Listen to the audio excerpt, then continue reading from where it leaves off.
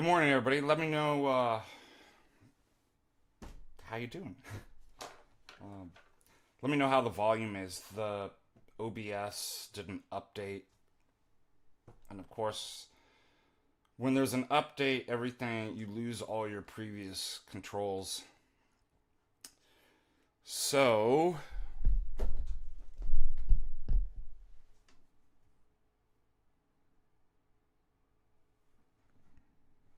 let me know. Does it sound okay?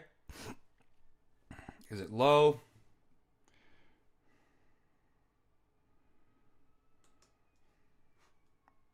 Yes. By the way, you guys haven't seen this. Yes, it has been a long time. Um,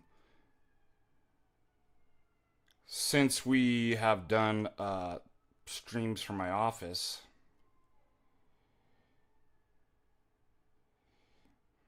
Hmm. Audio seems to be aligned with the right ear only. For your microphone, I think it can be adjusted with the mono stereo setting. Let's see. These are things I need to.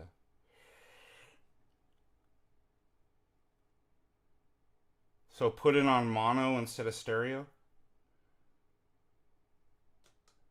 Let's try that. How about that? There. I clicked on mono.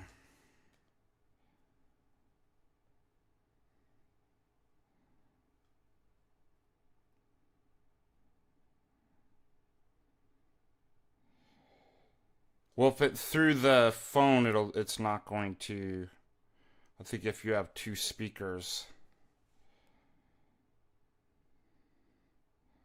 So I just clicked on mono. So let me know if you have two speakers or you have headsets, if that worked.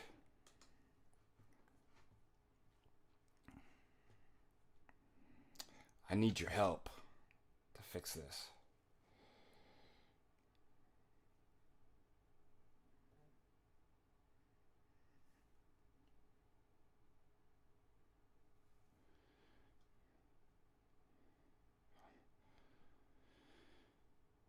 Um, Jay puts 4320. Did that fix it?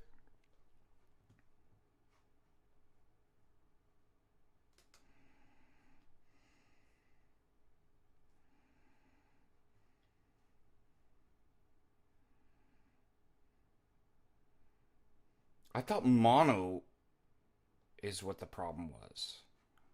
But you're saying click on mono.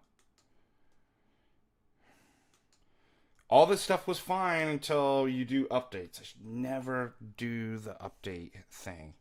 Resets everything. Okay. It didn't work.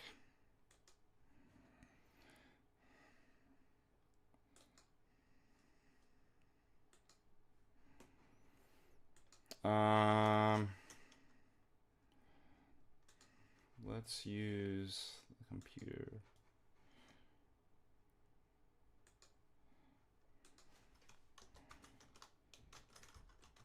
Is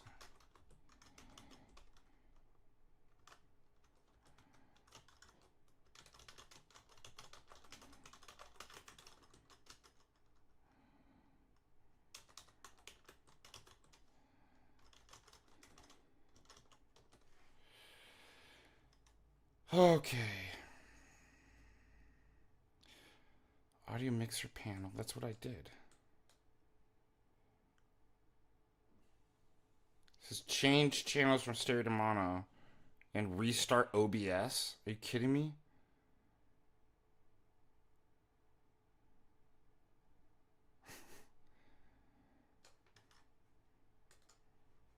That's what I have to do? So we have to close the stream down? It's ridiculous, dude.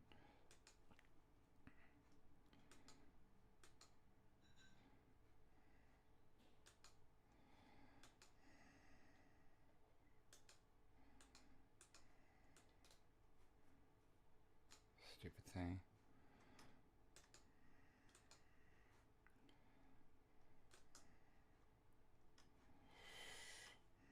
Well, that doesn't sound like something I want to do.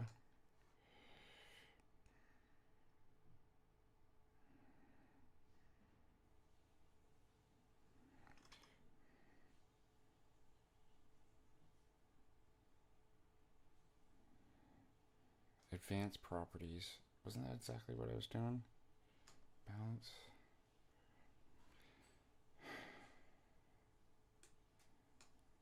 How about now? So I'm switching the balance all the way over to the right. Can you hear me? Because it was in the middle.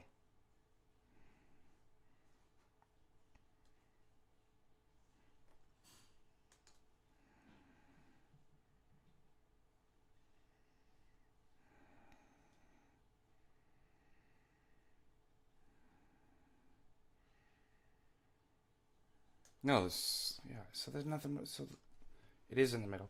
I'm ignoring it because everything's right from this end. Balance is in the middle. Nothing I can do. As is the case with everything in life, it's not my fault.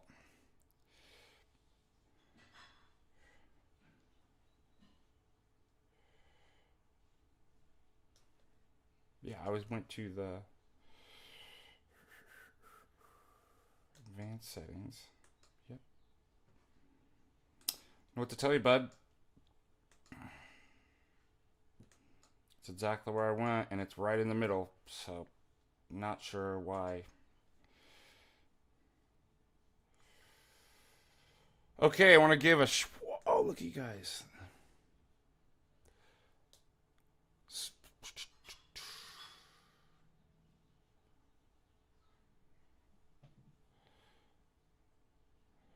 not Windows audio setting, it's the OBS. For some reason,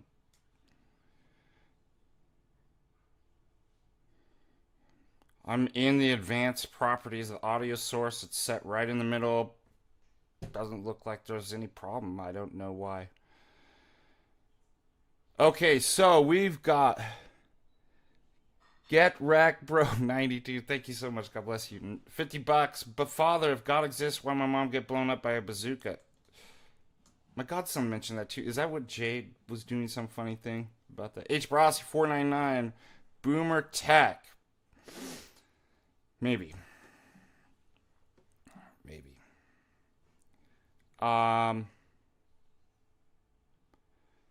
Anyways, it's been a long time. This is a new camera, by the way. You haven't seen it because I haven't been able to do streams in my office because I've been so busy teaching 8 classes. 3 at Carroll College in person, 3 ethics courses in Maine, and being hired at Jordanville Seminary to teach some theology classes online. That's 2. That's a total of 8. Plus, between serving and all the other things, I have not had any time to do streams. So, except for today. So, glory to God.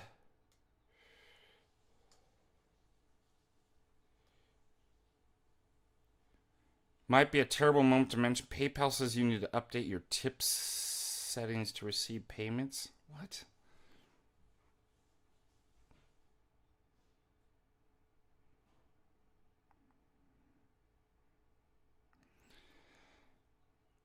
Wait a minute. I thought it's Streamlabs tips. Why are you going into PayPal says you need to update your tip settings?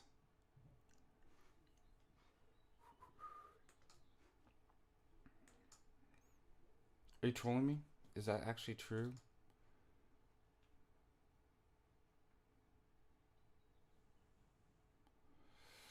That can't be true. The reason why is I just got a shout out to Aaron. Thank you if you're there. Oh, but it's a reoccurring payment. Um,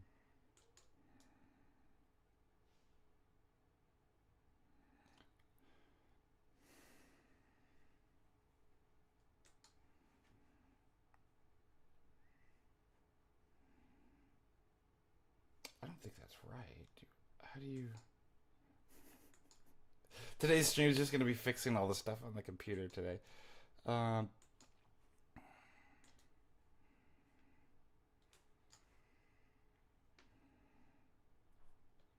Pay and get paid.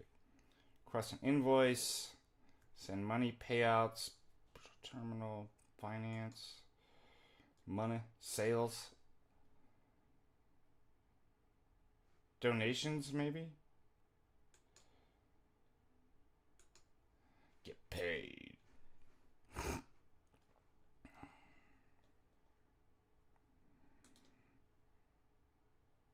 don't think so. It doesn't sound right.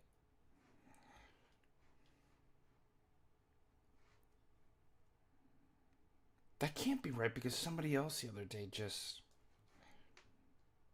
You've got to be trolling me, right?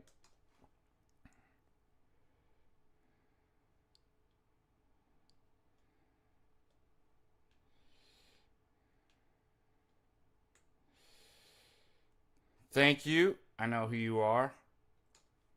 Get wrecked, bro. $20. Yes, talk to Father Andrew. Oh, wow. So 50 and 20. Thank you so much.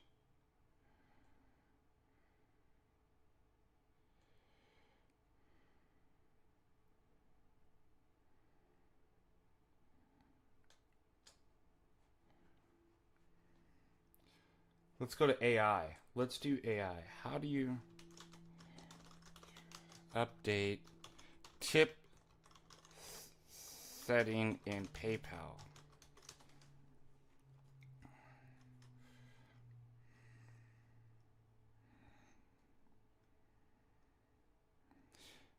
PayPal doesn't have a single tip setting.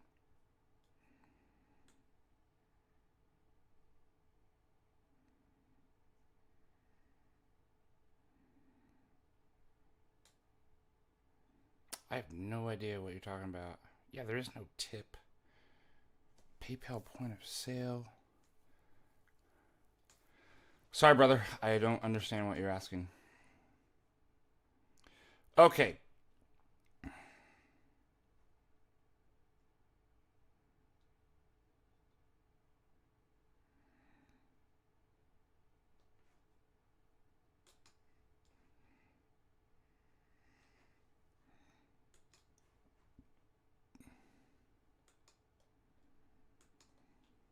I think you're speaking about Streamlabs. Wow, get wrecked, bro. $10. Can you sign me up? And my friend, yeah, I've already reserved, and I've already reserved you some tickets. Oh,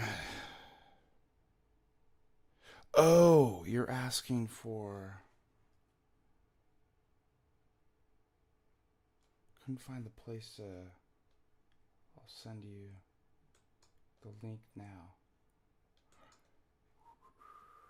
Where you sign up.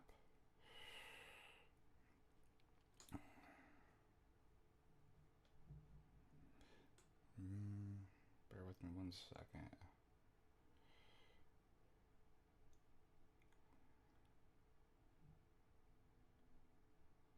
I just saw it. Where was it? Holy Trinity.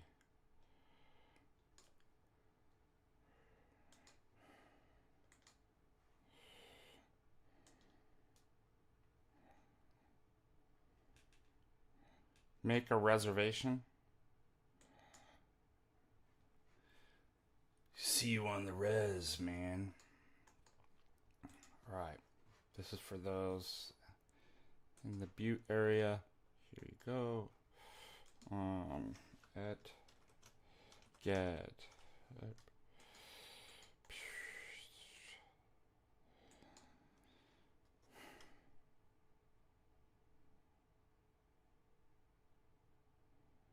But I actually can't.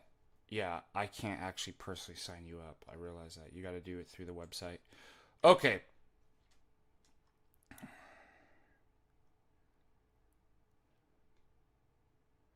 Let's go over a few things again. I just have not had any time given teaching 8 classes and then serving 2 different parishes, our mission parish and the Helena area and Clancy. and then every Sunday, and then also remember we're having pre-sanctified liturgies, so it's literally the first day I've ever had time to actually do this. So there's a lot of kind of housekeeping.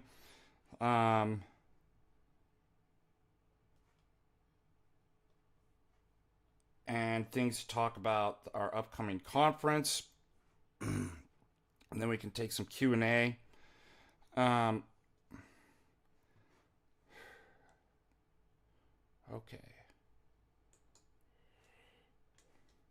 I'm going to put up here.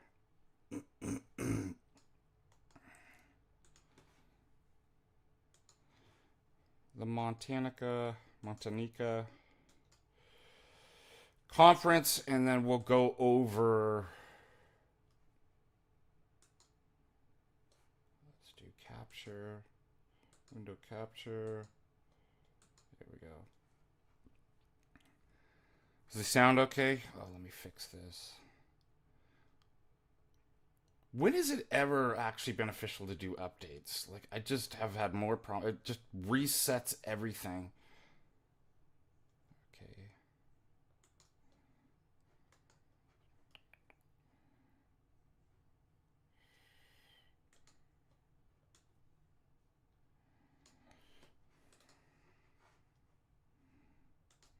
Okay. I'm mentioning this because there are still some, as Get had pointed out, there are a few VIP tickets left. Normal tickets are selling out pretty fast. Like this year, we've had the most tickets sold this early. We have 64 days, so if you are interested in going, don't procrastinate. I'm expecting they are going to sell out, and that has to do with capacity. I think fire code for the hall is like 220 or 240, but the problem is I couldn't do more than 200 people just as far as space goes. So, as you know, our guest speakers for this year's conference on the theme of nature is His Eminence Metropolitan Jonah, who's regular, and it's great to have a hierarch here. Proto-Deacon Brian Patrick Mitchell, a dear friend of mine that we've done lots of conferences together, and I'm so excited to have him come out. What's great about the Proto-Deacon is he is the leading Orthodox scholar fighting all this woke feminism stuff, the female deaconess stuff, and they hate him, which makes me love him. And we've been friends for a long time, have been to Greece, and many other places together. I'll be presenting a paper on Father Demetrius Staniloy, St. Demetrius Staniloy's Orthodox on creation and deification. Another dear friend of mine, and who we've done conferences together all over the world and the country, and known for a long time, Professor Bruce, or Seraphim is his Orthodox name, Foltz, amazing scholar and philosopher, one of your favorites, Dr. David Patrick Harry, also my godson, one of my many gods, like 16 now, Tony Baumkamp, who is an educator. He actually was teaching at Cal State Fullerton at the same time as I was, is an adjunct professor because he was also working as a wetlands ecologist, and has worked in environmental consulting. He's going to talk about orthodoxy in nature. Our dear friend John Heers, founder of First Things, and we're going to talk about John Heers is also going to do the Georgian Supra dinner with us for the VIP. And we'll talk a little bit about that. Here as the schedule of events. And we encourage people, if you can, come early. We're going to have some unofficial events the days before. For example, our chapel in Wolf Creek, if you haven't seen it, it's absolutely amazing. It's about a 2-hour drive, tucked out in the middle of nowhere in the woods outside of Wolf Creek, is a chapel that one of the parishioners had built on his property from actual, all the trees, right? The whole thing's constructed, all the wood is constructed from actual trees on the property, and materials. By himself, blessed by Bishop Maxime, and it's amazing. I should show you some photos of it. And we started this last year. It's all off the grid. It's great. Like, it's incredible. We love doing liturgies there. We did this last year, and so those who came early enjoyed it so much that we decided to do it again. But it's an unofficial event. You know, people are starting to come in on Wednesday. There's casual meetups through, at the pubs and bars and different places throughout Butte. Father Russell may do some nature hikes with people. Wednesday for me is a really busy day because I'm setting up the sound, the kegs, all the stuff the tables, the booths and stuff like that. So I'm down Wednesday, but usually not until, especially after the liturgy, I have to go straight into work of kind of getting everything set up. I'm not usually available until later that evening. Thursday, still unofficial events. We're going to meet in the church parking lot, say at 11:30, and then drive down at noon to see Father Ephraim and our monastery, St. Peter's in Harrison. That's about an hour drive. That's voluntary. It doesn't officially begin until the opening banquet dinner at 7 p.m. Friday morning prayers, then all starts, and then with my talk, then John hears. We have lunch. This year, no breakfast is provided, so make sure you get breakfast if you need. And the reason why I did that is because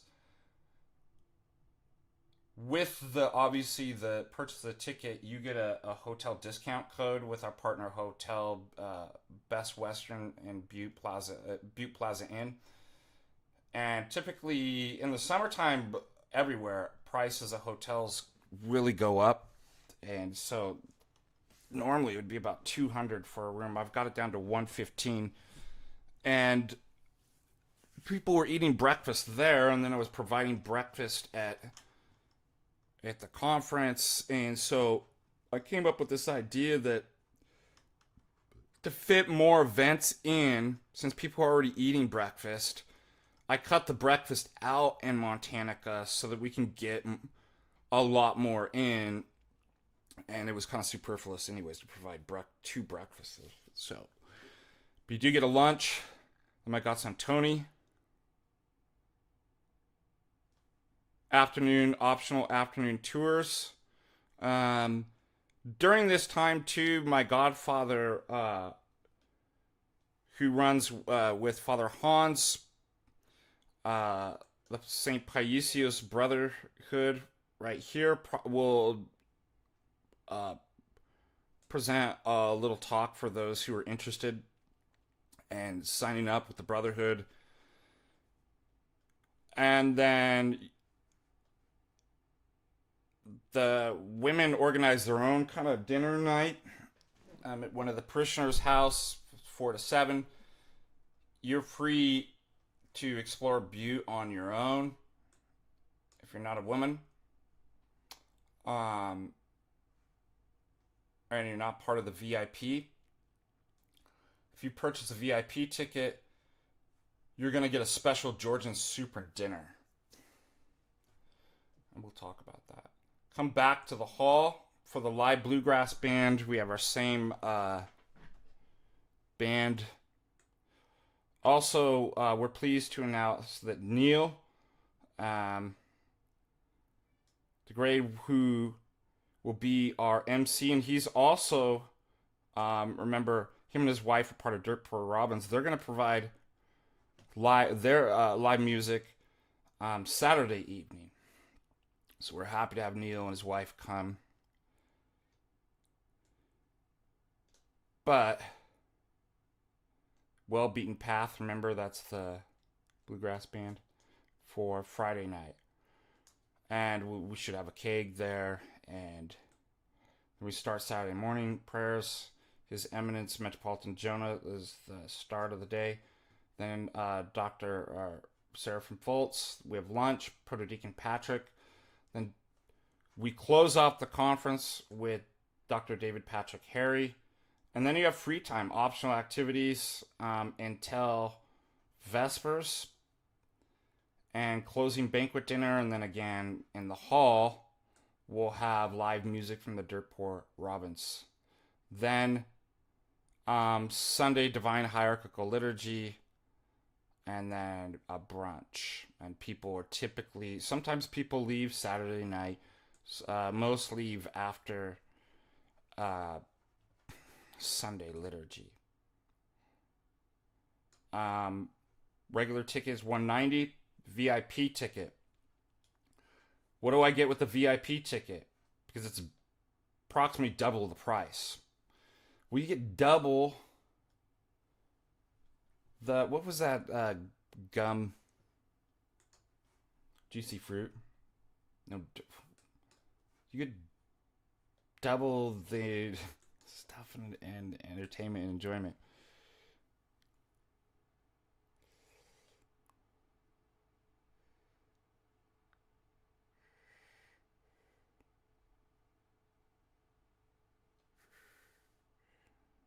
Was there no audio when I was doing that? Somebody said forget about the audio. Who's talking about audio? I don't even see it. People say audio is great.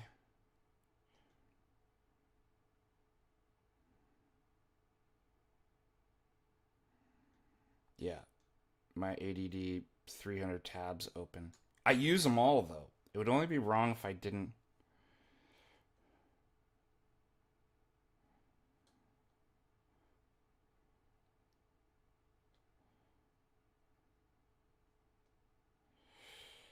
His Grace Bishop Maxim, and it's spelled, he's actually an archbishop, so we say His Eminence, is spelled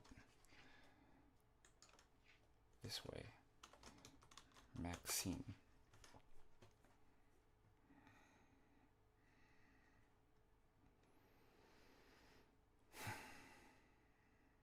Yeah, they are. My tabs are like Jay's bookmarks. Alright, let's get back to it.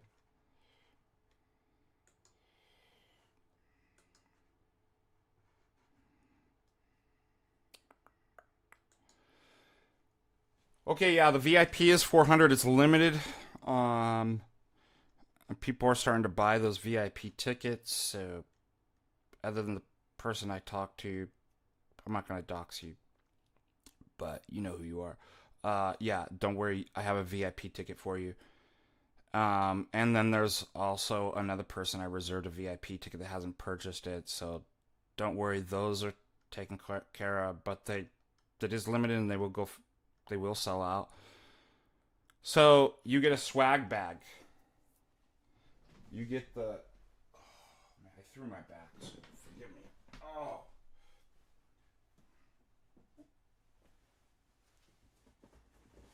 You get the MontaNika swag bag.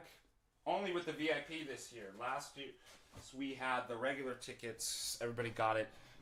But this year we need VIPs, right? They need to get special stuff, including a VIP table with clergy.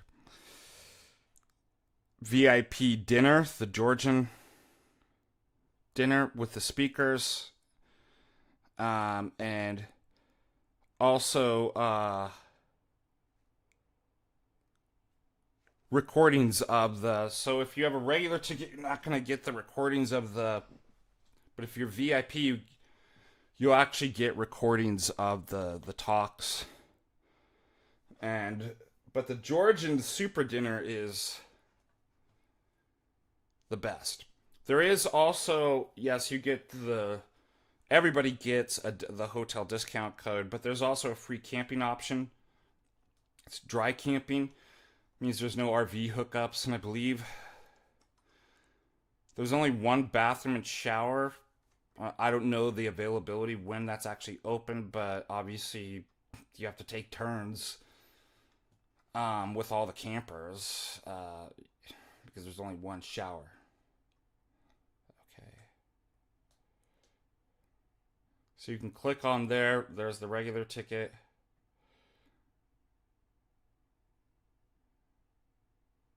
It says recording of speakers. I forgot to take that off. So with the regular ticket, you don't get the recordings. So I'll fix that. I don't know why. It's probably just left over from last year. Also, we have sponsorship packages. Every year we have different sponsors, as you can see.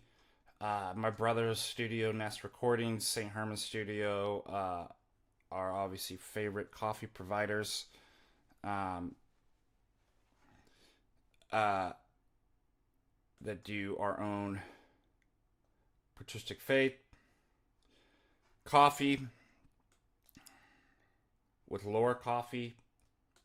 You can purchase that, and they usually provide coffee for the.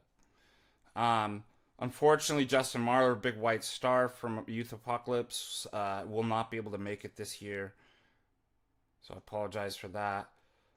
We have St. Paisios Brotherhood as a sponsor. We also have Helena Cross again, Holy Cross, and Boston, Massachusetts. Speakeasy 41 is what provides the keg, and they're a wonderful Christian couple. But a lot of people want to set up a booth and sell products, or just have like this a digital sponsor that they're actually sponsored on the websites. But if you want a full exhibit, or if you want to be a VIP sponsor, which gives you access to all the VIP, and then you can join you see the different prices. You can scan that there and choose your package. If you'd like just to donate, you don't want to be a sponsor, that's great. We have a lot of ticket prices are really expensive this year because I guess we're in war. So we have a lot of expenses to cover. So any donation that you want to give really does help. Okay. Questions so far on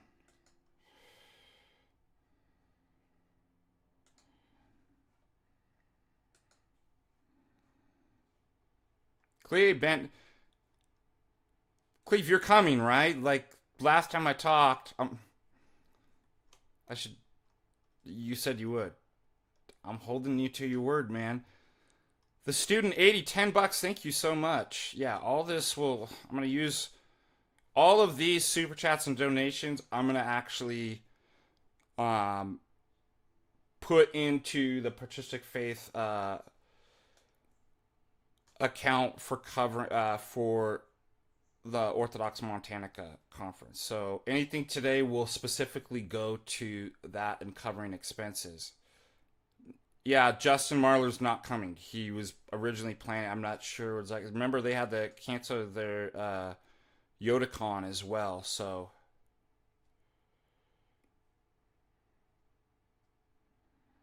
we're sad about that.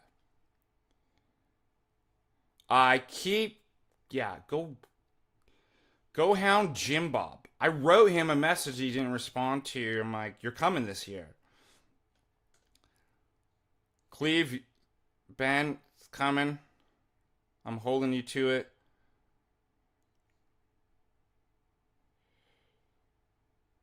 Audio works. only on the right side. That's not my fault. That is your fault.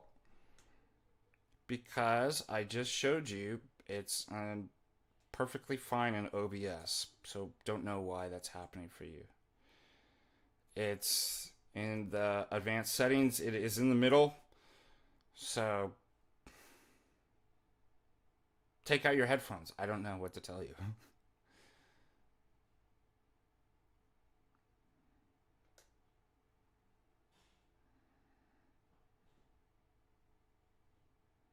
I can put it on mono and reset I have to reboot the entire system computer. I'm not going to do that.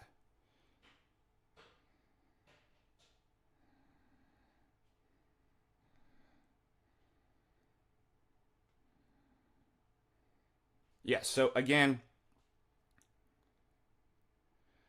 all of the donations today will be going to the conference fund and to help cover costs because, yeah, the price of airline tickets has gone up 30%. So that is a huge portion of it too. And then, paying for sound, the band, all the food, the wine, the cake. There's a lot of stuff that goes into the conference. So, yes, today we'll be taking donations.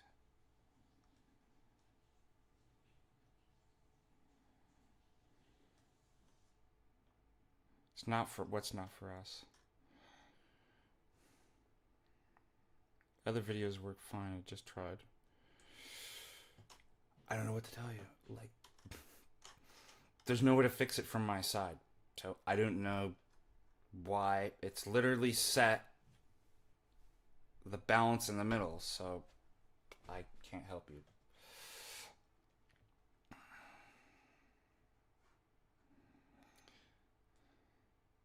Yeah, Protodeacon's Patrick Mitchell's brand is awesome.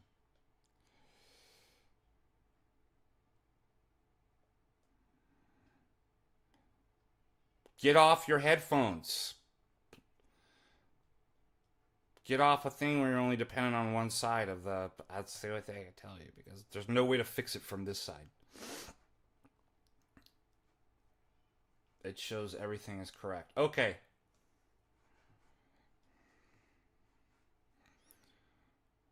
I feel like people get audiotistic.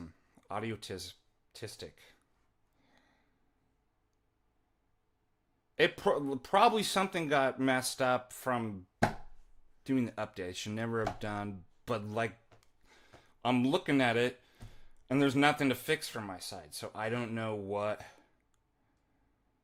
I wish I could go back but like if you can't fix it, if it shows it's all normal from it's centered and stuff like that, like just don't be audiotistic. Like I'll figure it out later. Okay.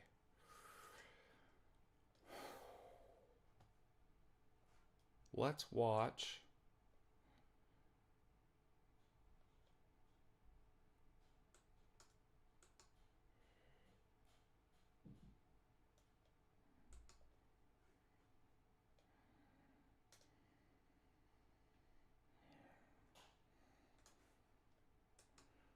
My back. What do you get with the VIP? A ticket into heaven. How about, what if I sold that? If it was a papist, probably papal indulgences. With this VIP ticket, you get 5 years out of purgatory.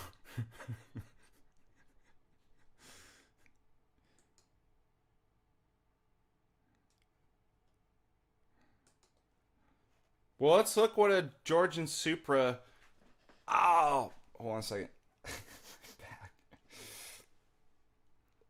Literally doing nothing. I turned over probably in bed and just like tweaked my back and it's...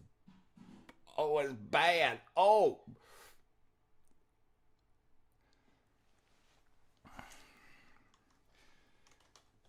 Yesterday when I was lecturing, I was just like, I had to keep getting up the seat. It was actually really hard and painful. Okay, so let's look what a Georgian Supra. My first experience with John here's at the Georgian Supra was at the Florida conference, and it is amazing. So only VIPs get this. But there's something I wanted to fix. 1 second. Before I forget.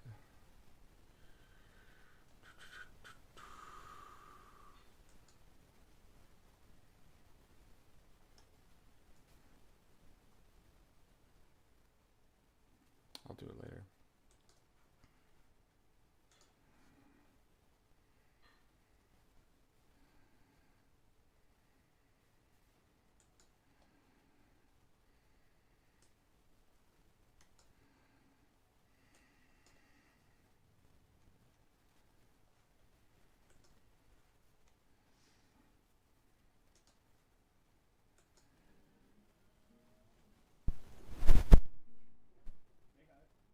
Welcome to Super Dinner Society.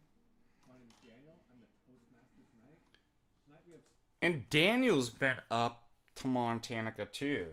So it's good to see Daniel in this here. 16 guests coming, and we're going to fill the table with delicious Georgian food and abundant wine.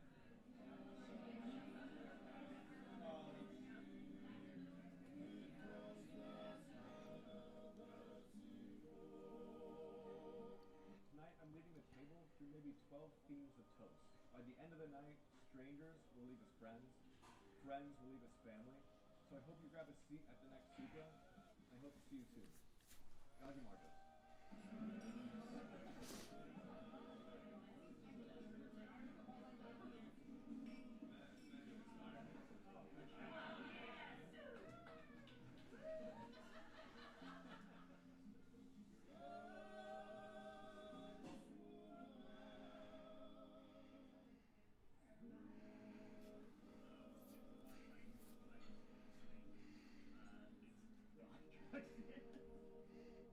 So here's some other videos too.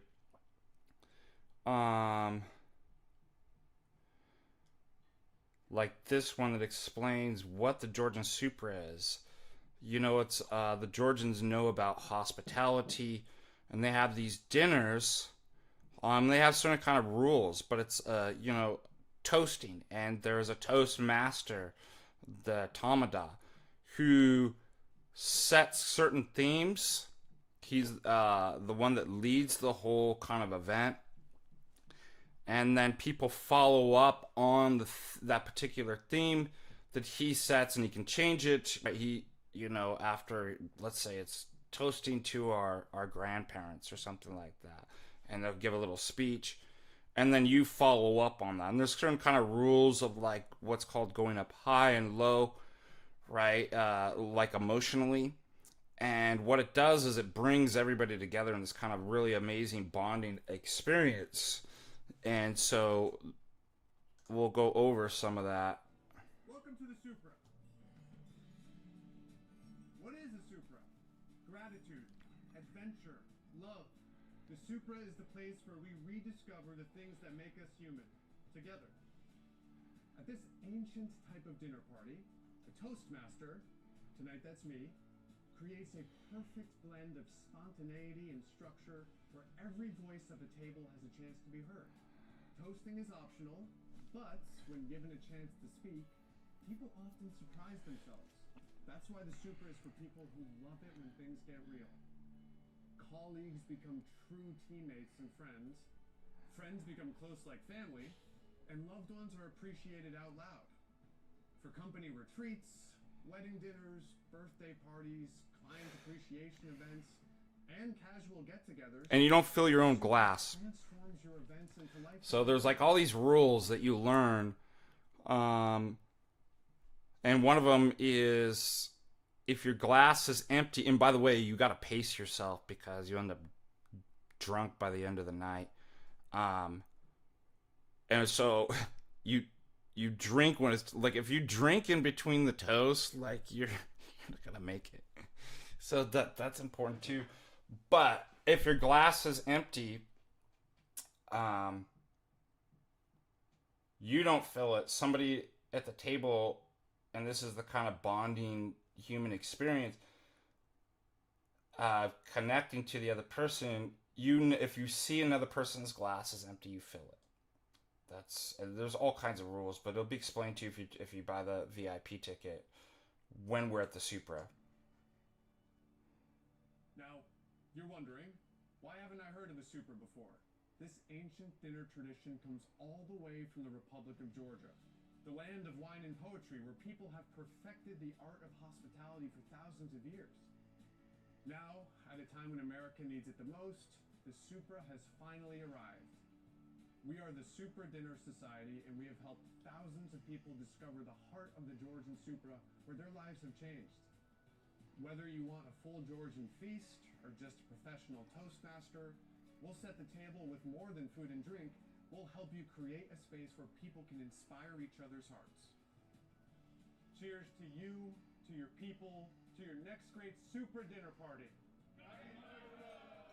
I thought he was going to throw the wine out. Gagi Marjos, to your victory. Like, that's a type of cheers. Okay. So far, so good. What's going on here?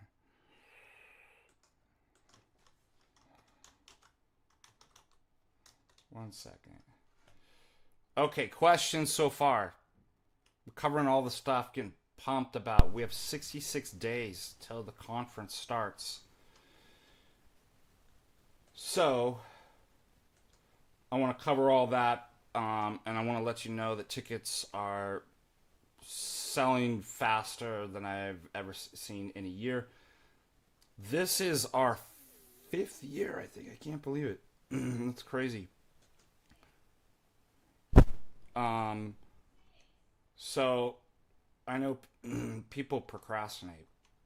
Don't procrastinate. You find yourself shut out of the kingdom of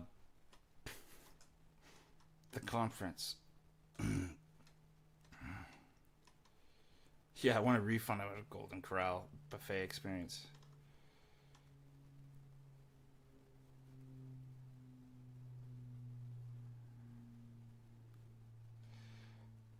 How'd you know about the party palace? Oh, because you've been... Yeah, don't go to the party palace.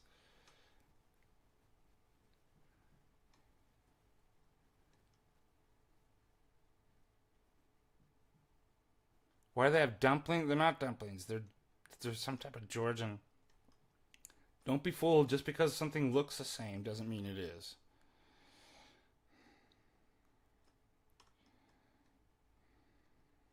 Everybody's welcome. Unless you...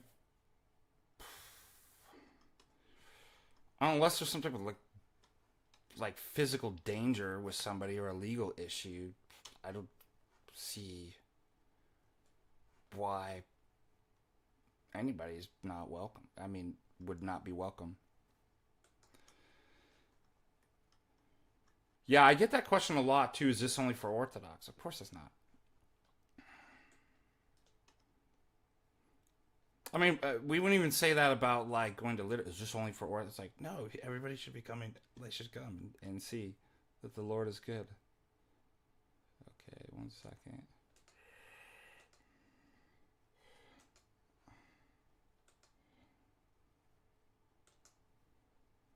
Okay.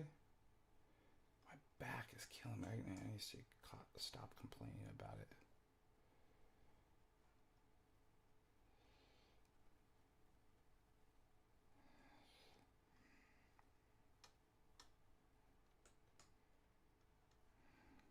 Alright.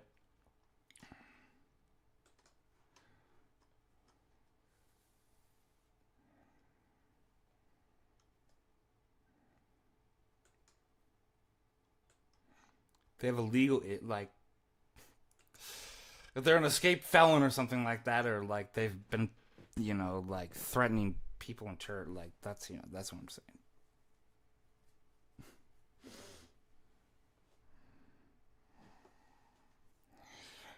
There's no way a Latinizer would show it. Like, that doesn't mean that we clergy aren't going to come talk to you.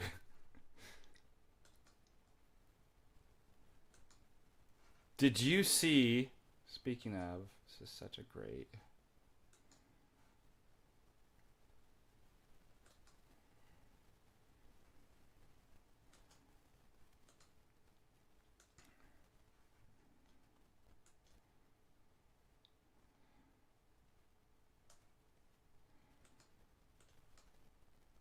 This Father Stephen. The Orthodox Church doesn't teach inherited guilt, right?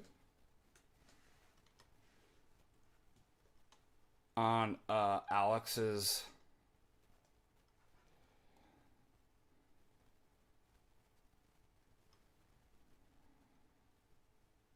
Soren show. Remember, like on Twitter, I took it down because it was my mistake. I was not supposed to be arguing with people and that, so forgive me. But it wasn't because I was wrong. But I basically pointed out what we all clergy know is that yes, we have an authority over it, right? Over laity, and yeah, the Father Stephen DeYoung soundbite. Yeah, we're gonna play it. You should have seen people lose their mind. They're like, "You have no authority over just, if you're in another jurisdiction." It's like, well, no clergy does administratively, like, but in terms of interpreting the fathers and scripture, absolutely. Unless it contradicts your priest or bishop, of course they do. People were losing them. Why? Because they want their heresy. They hide who their priests are, right? They have no authority. I called it out, and you should see people who were like, went after me like I'm absolutely insane. I'm a narcissist off my meds. I've never been on meds. Never had any psychiatric problem, but these people don't care. As I've always said too, what's so funny about the whole lie, like what I can't understand, I can understand that these demons create lies about me. What I don't understand is people online writing me and be like, do you really have schizophrenia and are you on psychiatric meds? I'm like, no. I had to go through a state certified psychological exam to get ordained. I have a clean mental health, bill of health, never been on psych med, never had any, like, you could talk to anybody that knows me. I've never had any psychiatric issues. I have a sound mind. You just hate me. But I don't understand the people online that believe, it's like, you just believe anything anybody says about. Why? Because I called people out saying, no, you can't quote mine and come up with your own heresy, and that we clergy have an authority over you to normatively bind, meaning you ought to believe us, and unless it contradicts your priest or bishop. And everybody lost, like, you should have seen the people coming after me.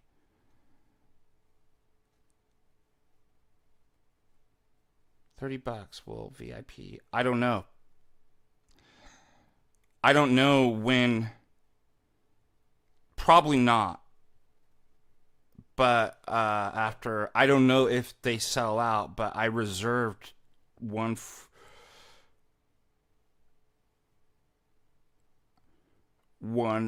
ticket. Remember I already told you that?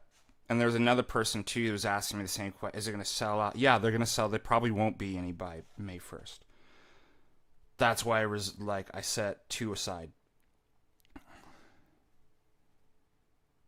I did not watch. I was playing Bluegrass last night, but my godson sent me the Father Jonathan and Matt Powell.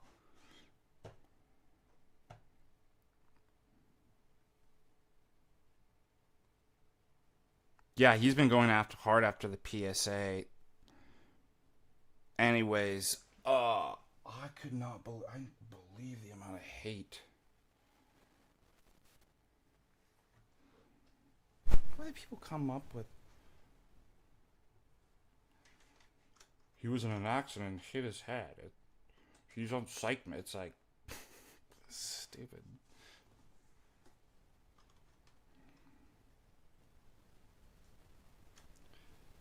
Oh, just because I actually said clergy have authority over you, and you can't actually. You have no authority to actually teach and discuss theses, which is what Father Stephen DeYoung says to this guy. We're going to watch the famous funny clip. Your opinion does not matter. You are laity. You have no authority unless you publicly have, right, where they could be documented, not hidden, a blessing by, which is rare usually, by the bishop, not the priest, to actually teach on those, or about a catechesis, something like that. Your opinion literally doesn't matter. So what is the matter with you people online that's like, but I was talking to an entity on my computer spirit board, and it quote mined all these things out of context. What do we say? It's like, why are you talking to entities? And even if they're real people and really Orthodox, which you can't confirm, their opinion does not matter.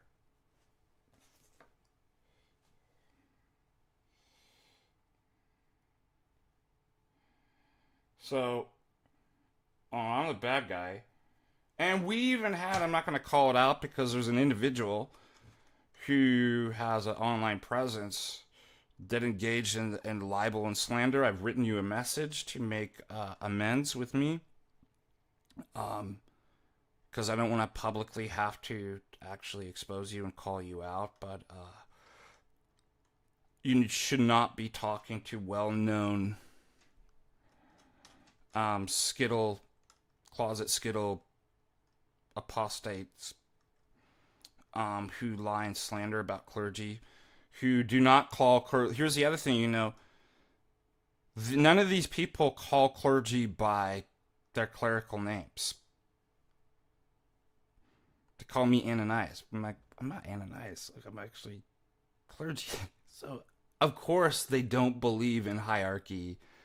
They don't believe in the priesthood. They believe in themselves, that they are the normative authority, and they have the right private judgment. So why are you? I mean, these are well-known subversives that are not even in the church, who lie and slander, create libel against clergy, and here is an individual who's a pretty well-known presence. Like, I've never had any problems with this person, who jumps on the bandwagon and actually starts trashing me and engaging in a libel. Like, it's your chance to make that right. I sent you a private message, and it's nothing against me personally, but it's for the greater whole of the church. Like, you're engaging with demonic skittle subversives that are hurting the innocent people, right? And you're disrespecting the office. I don't care about myself, but the office of the sacerdotal order or the priesthood, whether that be the diaconate, the priest, or the bishop. And notice, these people don't. All the bishops in their minds are heretics, and they don't care. Like, these people don't care. All right, and I'm not going to publicly name this person's name, but I've always had a good rapport. It's your, but you engage in this. It's your chance to probably speak to your priest and ask for forgiveness and confession, and obviously make this correct between me and you. That is all. That's the PSA. Public service announcement. But okay. Let's go to. And Father Stephen the Young is saltier and meaner than I am. I couldn't believe when I was, when we did this video, and I'm like, I love Father. Priest after my own heart. I love this guy. He has no patience for these demon goblin PSA tards and Latinizers. The Orthodox Church doesn't teach inherited guilt, right? I would disagree. Is that the problem? Is that the problem? Yeah, I would disagree. And they're all like 17 years old, right? On the spectrum. I don't think you're. You can't disagree. Yes, you can't can't. disagree. Who are you? Are you a bishop? What bishop teaches original guilt? What bishop alive today? Of Jerusalem agreed with. No. What bishop? What's so funny too, these people always be like, oh, but the time of Arianism, right? They love that. Bishop alive today. Specific. And this is why they'll just give you quote mine, right?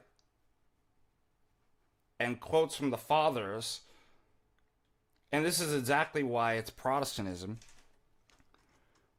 You cannot consult the text to say, of whatever saint, what did you mean by this? When there's a dispute, the text, yes, it's an authority, only insofar as there is a living authority to actually interpret and bind those interpretations on you. That's the same argument I make against Protestants when they say, like, Scripture is the sole authority. A text, even if it's written by, living people, are no longer around, is only authority in as much as there is a living, active body that you can actually have a conversation with, who can actually hold court and bind. So they do the same thing with the saints. Or, St. Philaret's catechism. I can't talk to St. Philaret, right?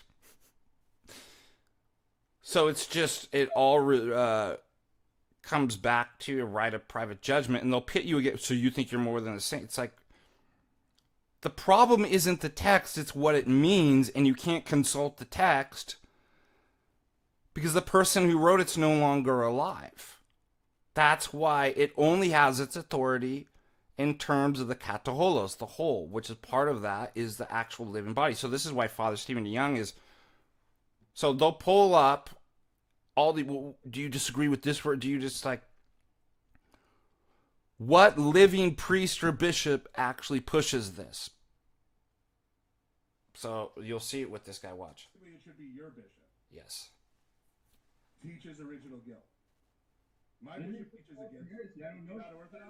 My bishop's not Orthodox? Oh, so he calls Father Stephen DeYoung's bishop, and actually it would be all bishops, because no bishop teaches PSA or Augustinian inherited guilt. He just calls them, well, they're all heretics. But you're not in a position to... Inherited guilt is, I have so many quotes from Orthodox. so many close against... Orthodox because he teaches against. Inherited guilt is, I have so many quotes from Orthodox. Doesn't matter how many quotes you have. We're not Protestant. Yes, amen, Father. What bishop? No, like dogmatics. These are like You from. do not have the authority to teach dogmatics. The bishop does. You love the Confession of Necessius, right? Read it. Read what it says about lay people reading the Bible and reading the Fathers. See? To interpret them. Yep, can't do it. You are violating what Dositheus said. You are violating what that council proclaimed by having this argument with me. Look, Dositheus. You are not authorized to teach. You are not authorized to read and interpret the Fathers or the Bible publicly. And you are disagreeing with your bishop. You need to stop. I'm not Eastern You go to Orthodox. confession I'm not Eastern and Orthodox. confess to your spiritual father that you have been publicly teaching without a blessing, that you have been contradicting the teachings of your bishop, and you need to ask him for saving penance so that you can be reconciled to the church. I'm not Eastern. Turns out, after this, we find out that he's actually not even Orthodox. He's a Uniate. But like all these spurgs, like they're all anonymous, right? That they have the right of private judgment. They are the teaching magisterium.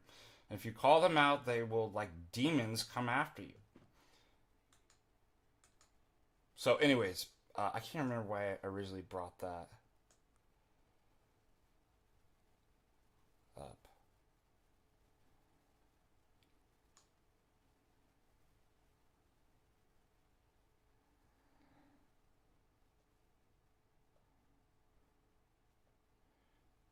Yeah, it was Pope St. Leo's the Great Student. What a wild name.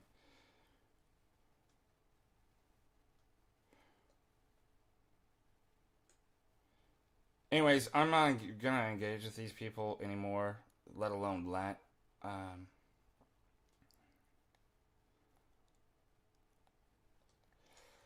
There was some other stuff we were going to go over too. I can't remember. Let's look at.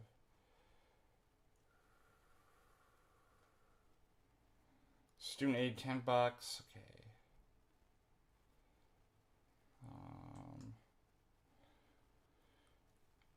Oh, why does Jim Bob always go at the same time I do?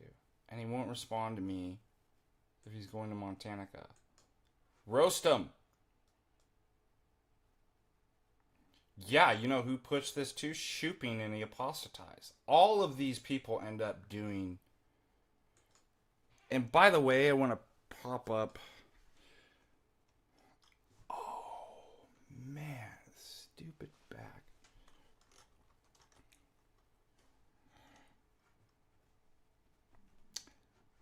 We were going over this when I'm teaching. And there were several priests that are actually some of my students too. I teach it, again, online at Jordanville. And we were going over some of these issues. But something came up that I was reminding of. Okay, find the quote in Plato's Republic. I think it's book 7.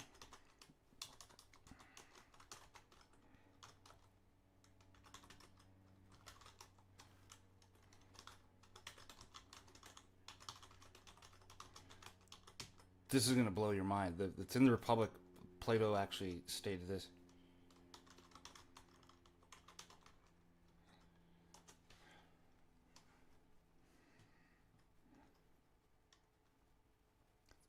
Book 7.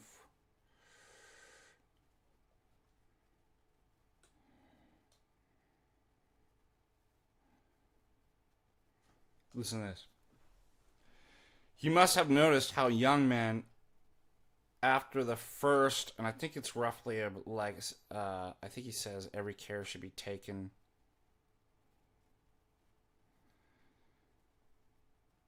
To, when introducing argumentation, debate, and dialectics to somebody, even at 30. So obviously anybody below 30, Plato thinks like absolutely not.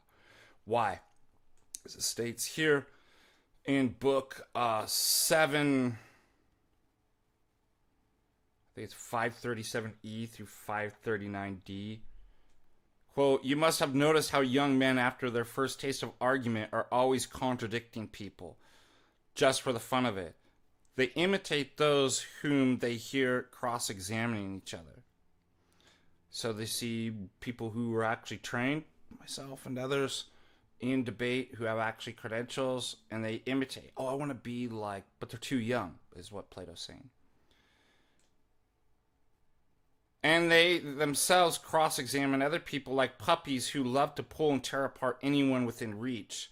So when they've proved a lot of people wrong, and then in turn been proved wrong often themselves, they soon slip into the belief that nothing they believed was true. He is driven to think that there is no difference between honorable and disgraceful, and so on with all the values like the right and good. Then when he's lost any respect or feeling for his former beliefs but not yet found truth, where is he likely to turn? So he talks about they eventually abandon truth and philosophy, the love of wisdom. But when someone who's a bit older will refuse to have anything to do with this sort of idiocy, he won't copy those who contradict just for the sake. So they become sophists, is what they're saying. If you're introduced to, this is happening with these young people. But will more likely follow the lead of someone whose arguments are aimed at finding truth. He's a more reasonable person and will get philosophy a better reputation.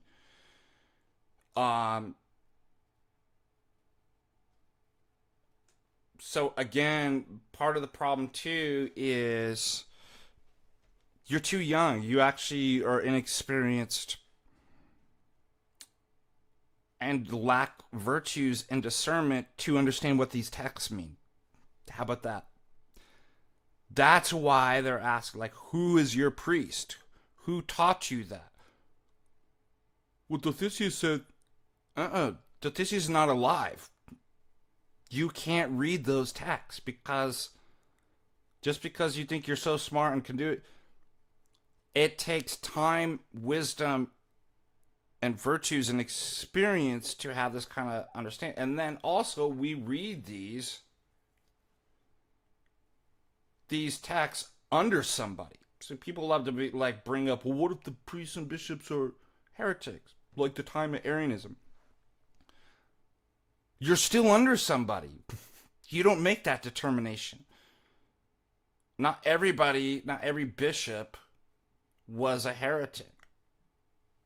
Nobody's saying you can't read these things, but you're reading it under an authority of somebody, which Father Stephen DeYoung also talked about in one of the streams too. These people are not under anybody. There is no authority other than themselves. They're all below 30. And so they're emotionally and spiritually retarded. And yet we're listening to them. People online are giving them, these people should be banished and have nothing to do with a contentious person. What does Scripture say? Brush off the dust of your feet and treat them as pagans. They say they're brothers. They're not brothers. And then we have people on X complaining, Orthodox, I wish to just stop fighting and bickering and there's factions in. What are you talking about? You wish that people would stop fighting heresy? There are no factions in the Orthodox Church. I wish cops and criminals would just stop fighting and get along. Then get off the internet. If you can't handle people fighting against heresy and error because you're a coward and too weak, get off. Get off the internet. Let's get on the internet and complain about how you're a coward and, oh, just wish everybody would get along. By the way, Dante, not that it's dogmatic, but through the fiction, there's some truth in it. The people who can't take a side are in a certain place in hell, according to Dante.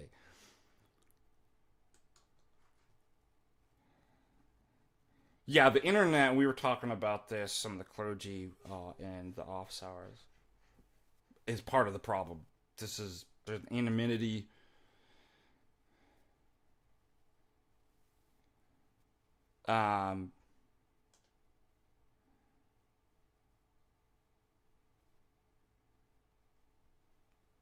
Lack of accountability. ID bro 49, awesome. Blessed Lent. Father popping to say hi and then back to work. God bless you. Thank you so much. Remember, your contributions today are going to the conference fund to help cover some of the conference expenses. So we really do appreciate. We have Mumble Thy Name, $5. I went ahead and found out for you. Jim Bob will not be attending. Jim Bob, I wasn't asking. Why? Why run from one of the best conferences ever?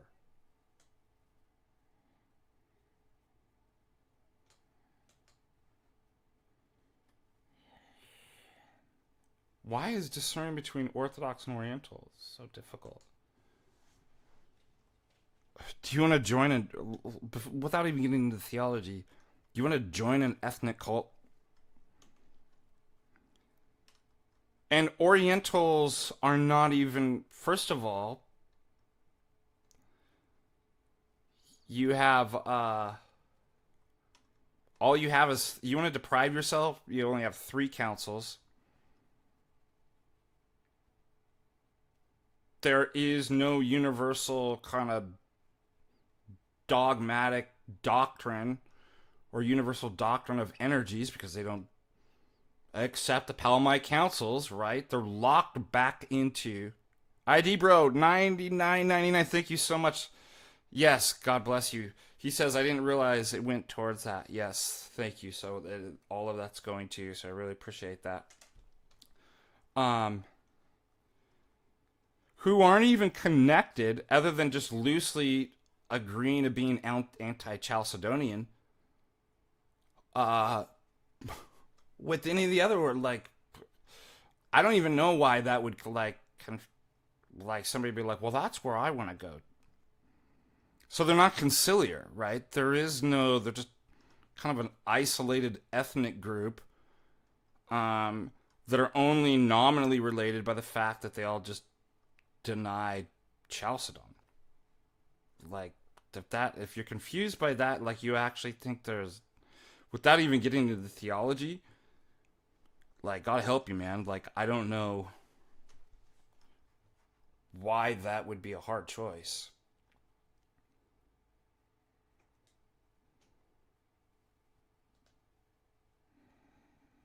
All right.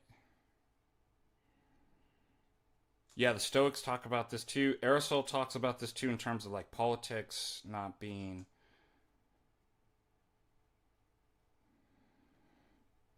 also in terms I've done in the catechesis class recently, as St. John of Damascus says, every heresy is a confusion of nature and person.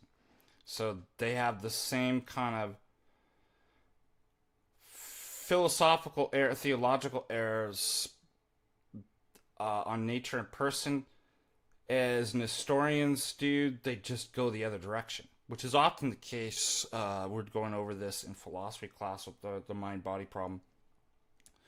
The materialists respond to the substance dualists coming from Descartes in the opposite direction, but the problem, the presupposition, is the same. It's just one negates the other and goes the other way.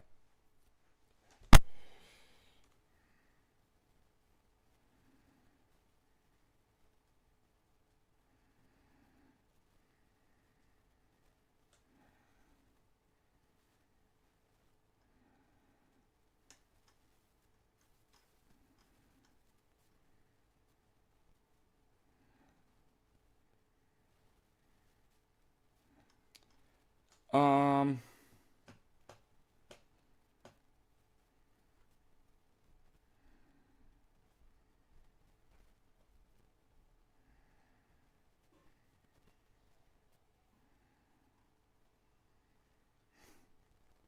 You Gen Zs have the Gen Zs here from being in Plato's cave too much. Are they like, bruh, bruh?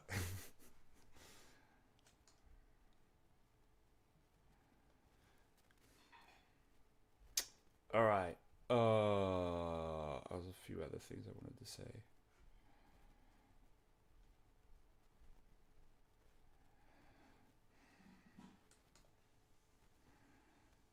Anyways, isn't that a cool quote from, like, totally explains what's going on.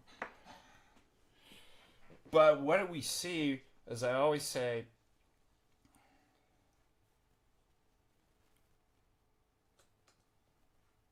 oh, by the way, too,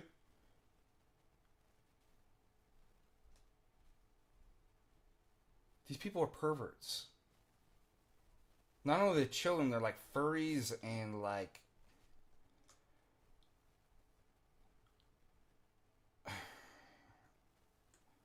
and I call it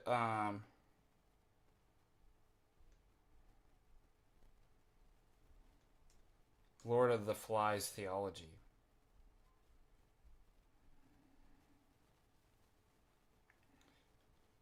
Children know best. You know what's crazy? So speaking of Oriental, don't they literally, their top apologist is a child? Agin or something like that? Agin? Whatever, how you...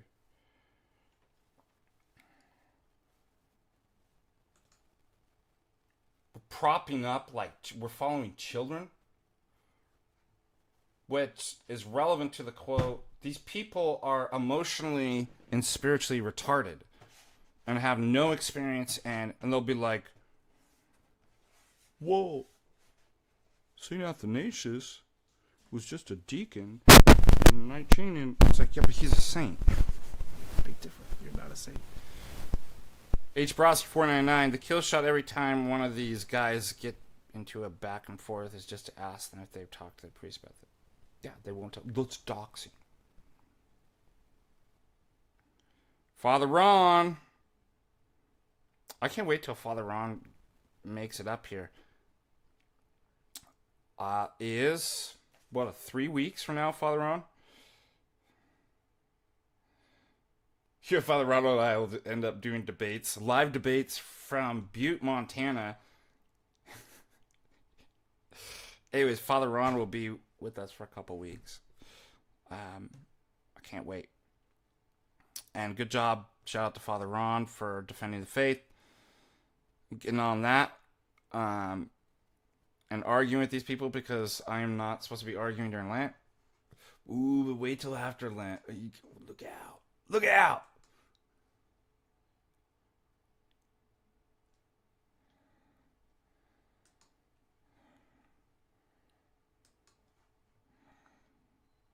April 26th, that's right.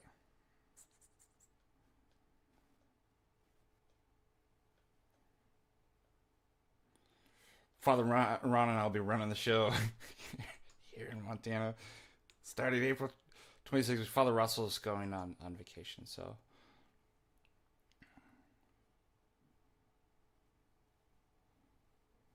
Why is discerning between Orthodox Pentecostal Unitarianism so impossible? Impossible? One's a literal made up, ahistorical. Why would that be hard? That's like saying, how do I determine between Orthodoxy and Heaven's Gate cult? It's like, the little one's literally just made up. Like, it matches nothing in. Yes, you will be in Clancy in the Bitterroot too, yeah. I still have to get over the Bitterroot. It's actually far from where I am, but great, huge community. You'll love our mission parish in Clancy, Father. It's so beautiful parish. It's small, but it's not as big as Mount. Oh, I see. He's joking. Oh. You got me. You got me.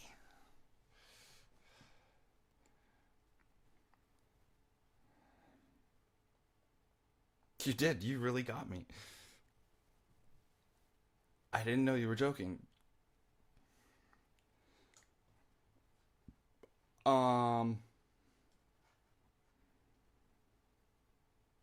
Oh, here's another one that came up with like people are obsessing about tag again.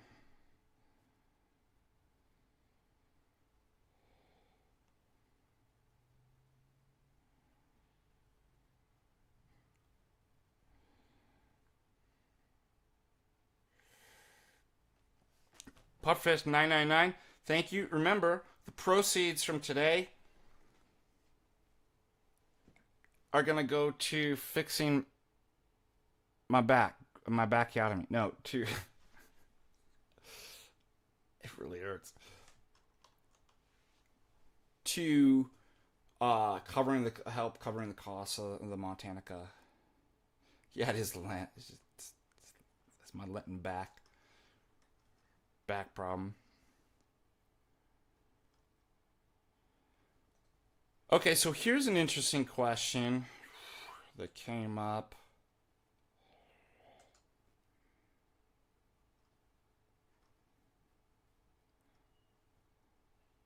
I often think that these people are new to like tag.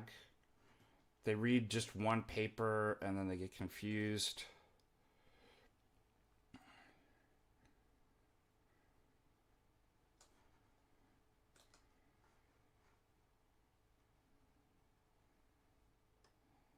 Let's look at this. This has come up before, but I wanted to address it.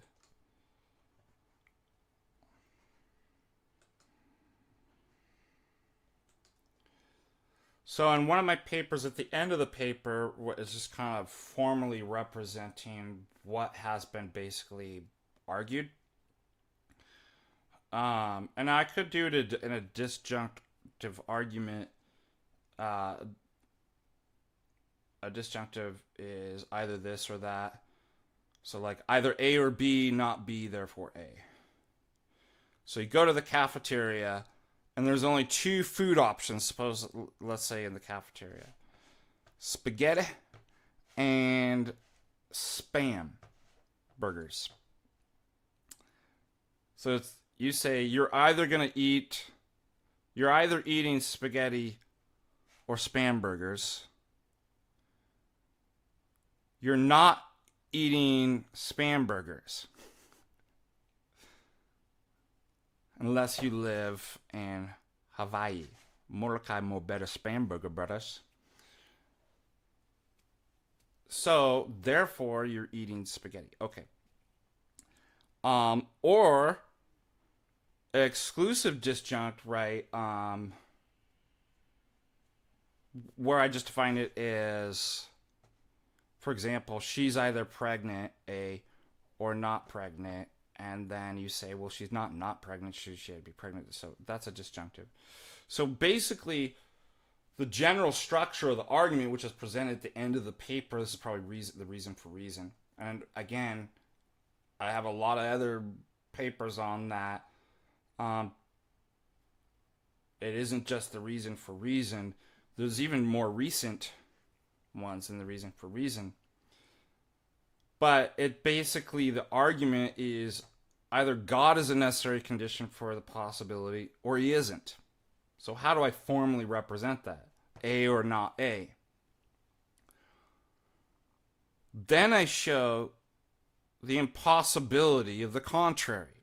So you negate premise 2 is, well, not God. Why? Because it leads to a contradiction, the impossibility, like various things. Therefore, A. So this person thinks it's begging the question and that this was not a valid argument. First of all, begging the question is not, that's an informal fallacy. So there's nothing formally wrong or invalid about this. It could be tautological. You're just saying A or not A, not A is A, basically. So A, like,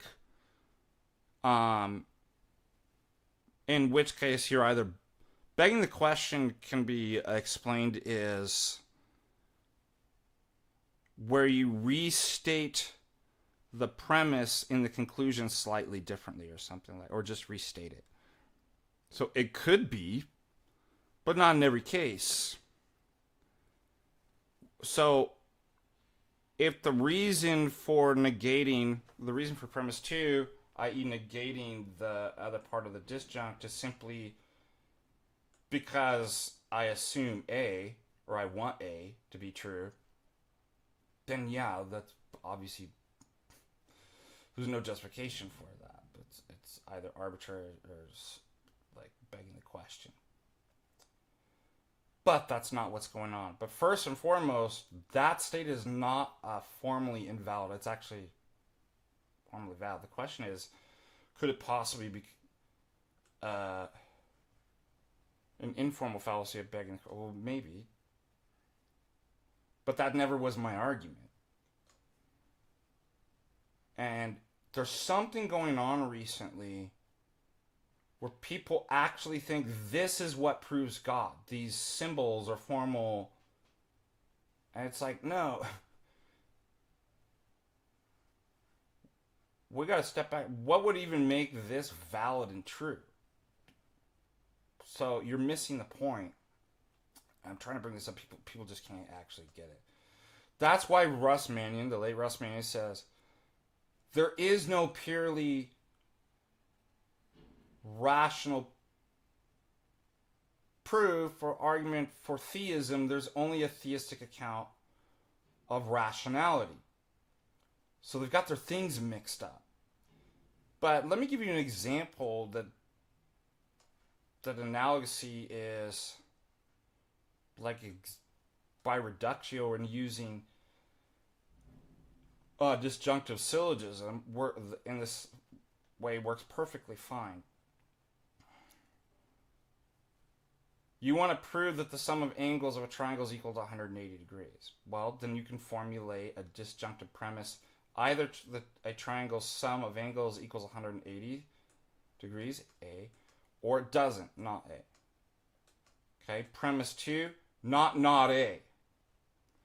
Now you think Euclid just asserts that because he assumes what he wants to prove? No.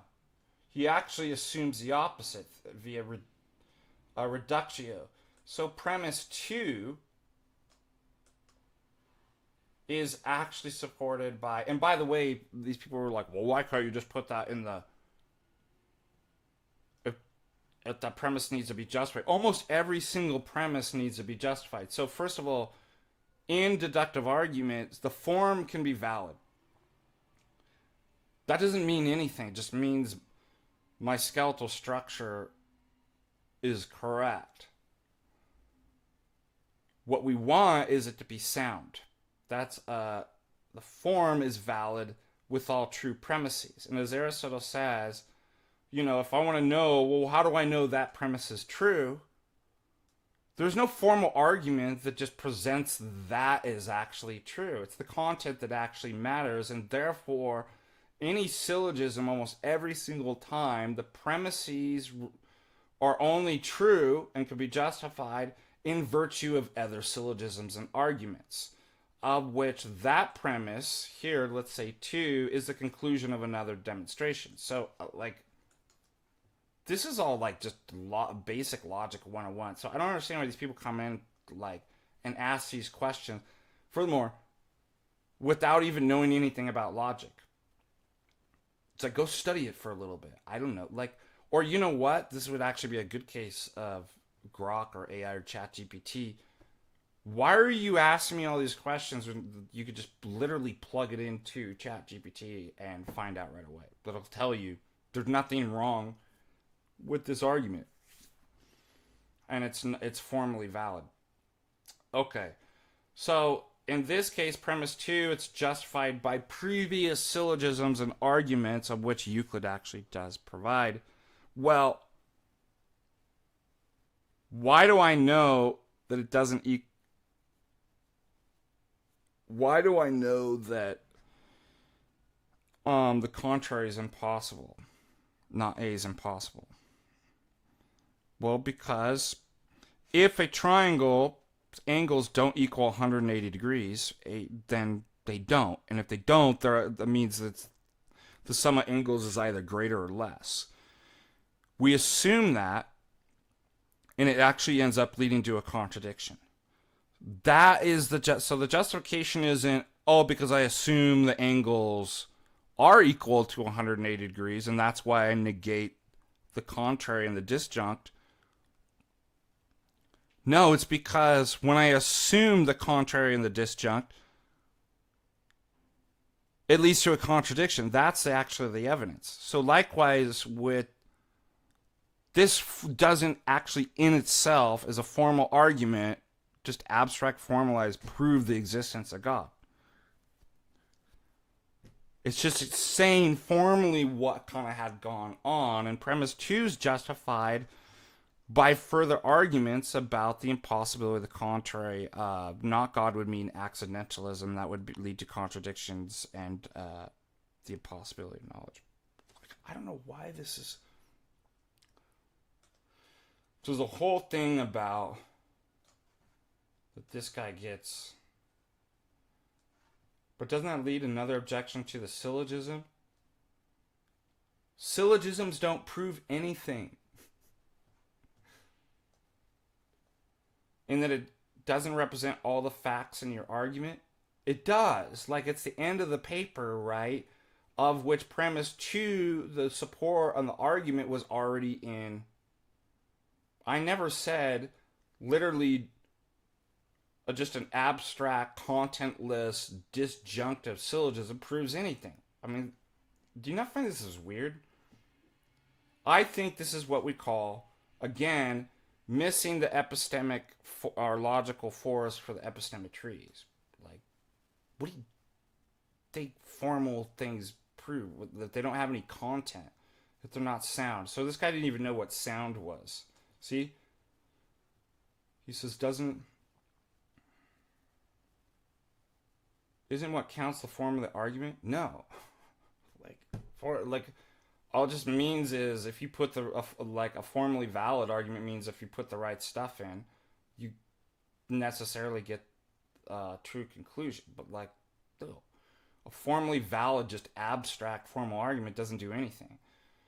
It has to be sound. The premises have to actually be true, and so those have to be justified by other arguments, which is exactly why I wrote a whole paper.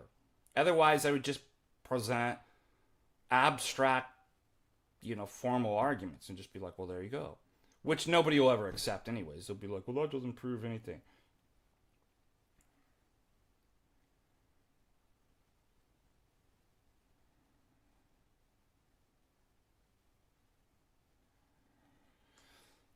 How do you know you've negated all possibilities? Rather not really easy.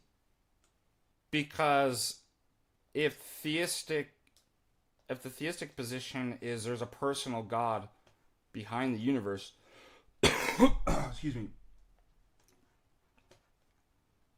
and all these things are explained because he creates it, there's an intention behind it, then you only have two categories, right? So everything, including the laws, morality, meanings, explained through intention. There's intention behind, or the only other opposite category is accident. If you don't do something with an intention, the opposite category is accident. Well, there is no accidental laws or accident. That's literally law, meaning knowledge preclude accident. This is what makes the Gettier case so strong. That's why we actually like Gettier problems, is that it's it's saying what we've always been saying. You can't have accidental knowledge. You can't explain knowledge, therefore, in terms of the thing that knowledge excludes, namely accident. That covers everything. This is so... Well, how do we know that we've got every... And what's so silly about this is... If you actually applied that standard, well, the only way that I could know is if I exhaust every... So I always use I almost said the petrol station. That's for crispy right there. The gas station next to, how do I know it's a gas station unless I've eliminated every single possibility?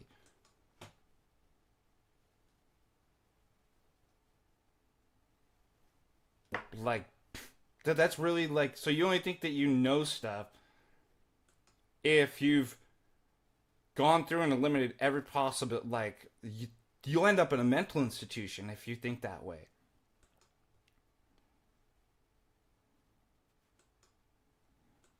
But actually, so it's like an a fortiori, that's a ridiculous standard. Number two, that includes everything that's not the belief in theism is accidentalism. So that's like saying, think about, for example, if I made some type of mathematical proof,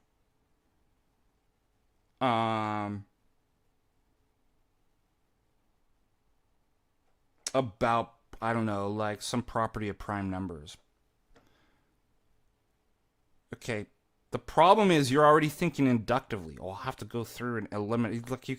You wouldn't be able to do, how do you know there's not a prime number that exists out there that's not divisible by itself, or one? Because you make a deduction, that's why. Let me give you another example.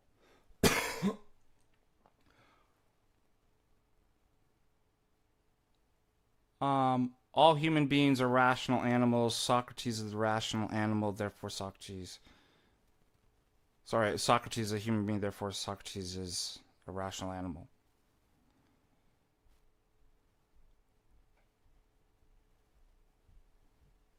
Do you think anybody in their mind would be like, well, we haven't gone through every human, how do we... It's because it's a deductive argument. So that's the other thing, is it misses the point. Inductive arguments don't prove anything. Yes, orthodoxy encourages you work for Raytheon and weapons companies too, and Lockheed.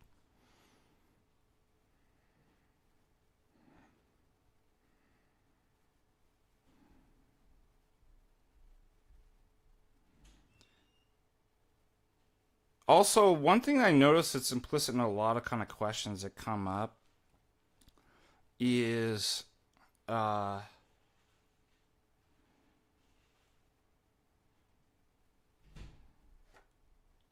just lost my train of thought.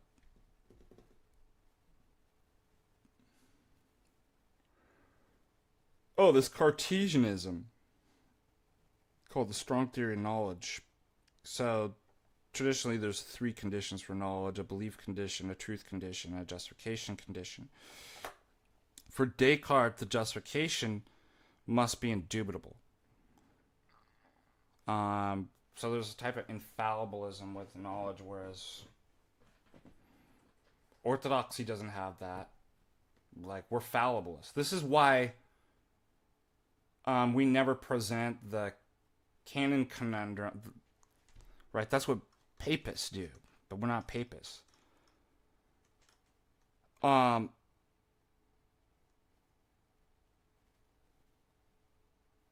It's absurd to actually, if knowledge is only knowledge if it's infallible, indubitable, and you hold to this Cartesian strong theory, I mean, how many things do you actually think that you know?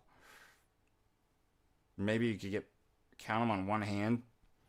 So all the things that you think you know, you wouldn't know.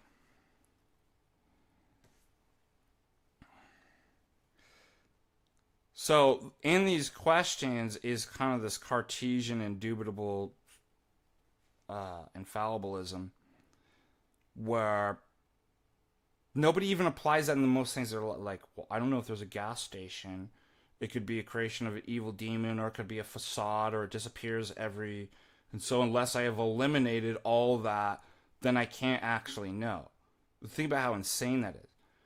But all of a sudden when it comes to God or Orthodox, it's like, well, that's what you actually have to do. So there's an all for thee, none for me standard fallacy. Or I call that the all for thee, none for me fallacy, which is an unreasonable standard that I don't apply to my own life, but you have to meet it. Okay, the next one that has come up, and I'm about to go because I gotta fix my bag.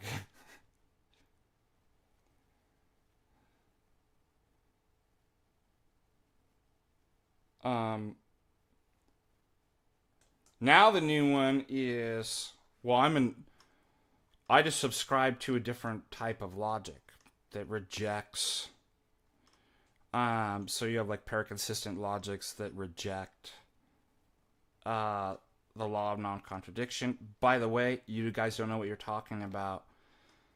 Dialectian logics and paraconsistent logic that just say there might be cases in which the law of non-contradiction doesn't apply. It doesn't say we totally reject it in every case. So that's a stupid, like, you didn't even know what you're talking about. The other one is intuitionist logic that does not accept as an axiom or principle the law of exclude the middle. And they were like, well, how do you answer that? It's like, why do I have to answer an intuition? Like, they have no justification for their logic.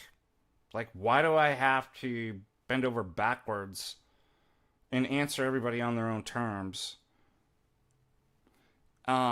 And part of the problem for, that I reject intuitionist logic is it's anti-realist.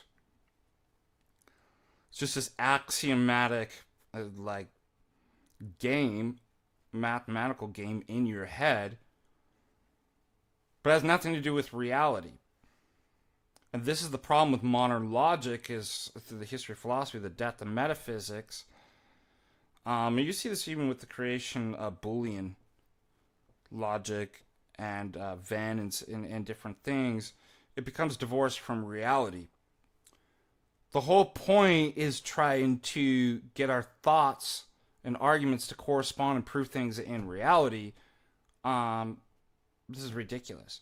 I mean, try actually going to a judge It says, look, you either committed the crime or you didn't. And be like, well, Your Honor, I'm an intuitionist logic, and so that principle doesn't apply for me. Like, how well is your life going to... So, again, it's going the wrong direction. You're so locked in your head and abstract formal systems that you're missing the bigger picture.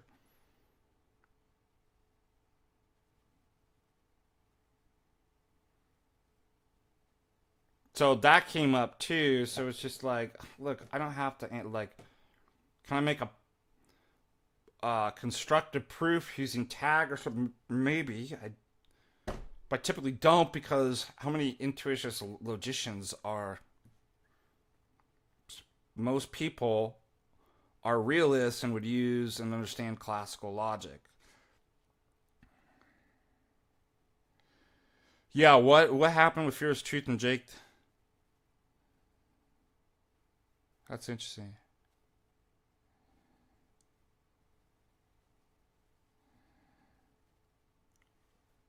Oh man, I gotta take some ibuprofen or something.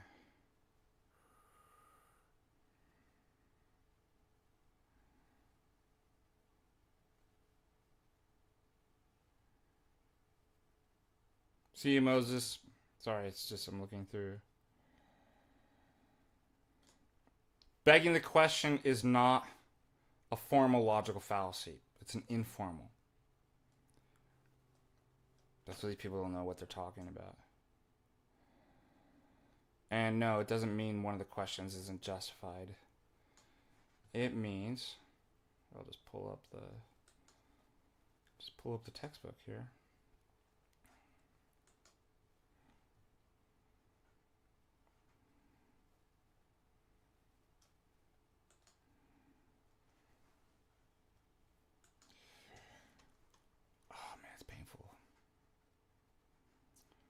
Right, chapter 3.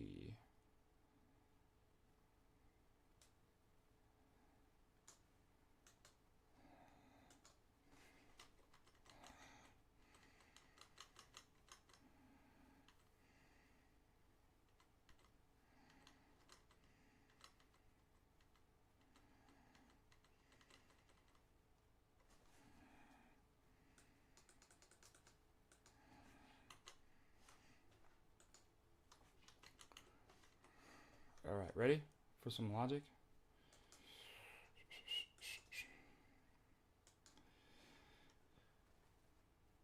Petitio principii, fallacy of begging the question. Request for the source. How do I know X? Let's see. Where X is the need support. So there's, like, the author's pretty cool that... So there is it's... Let's just read this. It's committed whenever the arguer creates an illusion that an inadequate premises provide. So you're kind of right, but we'll go into details. Provided adequate support for the conclusion by leaving out a possibly false or shaky key premise, or by restating a possibly false premise as the conclusion, or reason in a circle. So circular reasoning is a species of begging the question, but not all begging the questions is circular reasoning. So you have here, begging the question could be as the first example, premise, the shaky key premise is missing,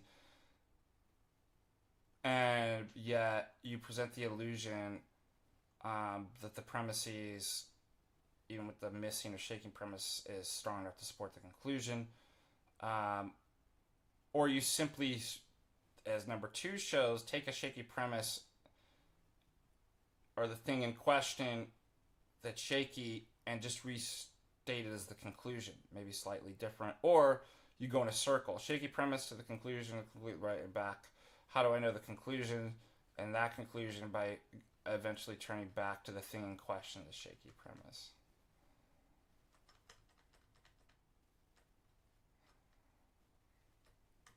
That's... It's not... And look, it's not a formal fallacy. Chapter 3 is what? Informal fallacies. Says people don't know what they're talking about. Just go study some logic. I don't know what to tell you.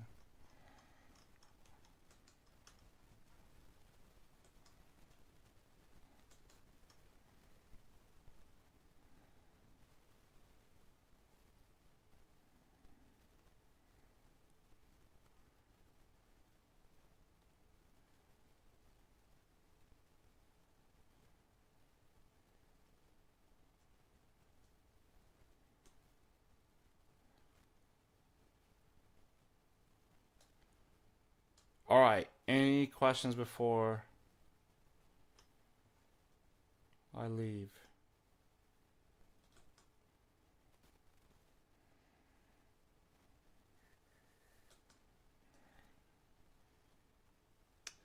I want to thank everybody for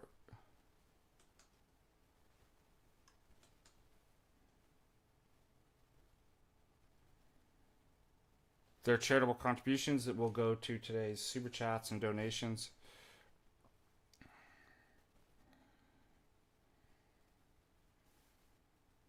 To help covering the expenses of the conference. That's a weird question. What do you think about April Fool's Day? That's a weird. Why would you ask that? That would be my question.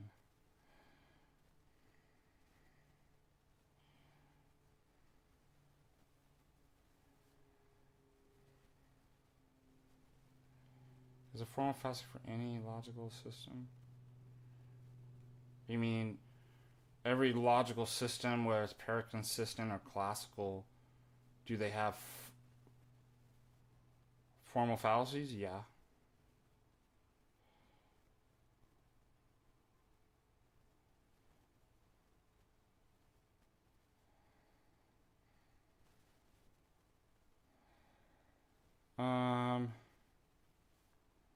All right. Any other questions before we leave?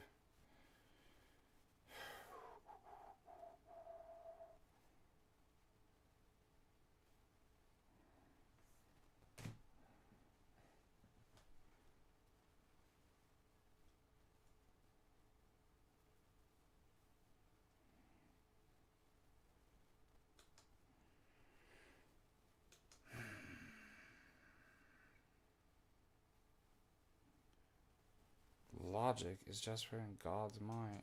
Isn't everything in God's mind? I don't get.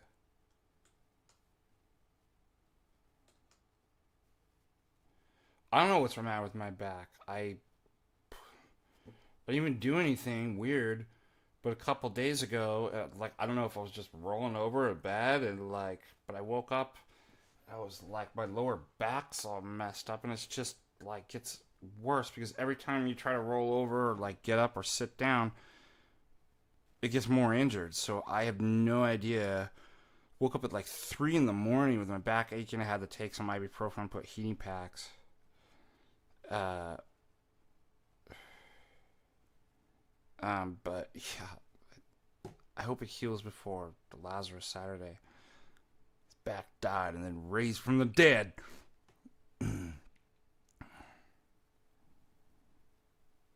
Oh, that's a great. Are there any Fools for Christ coming around April Fools?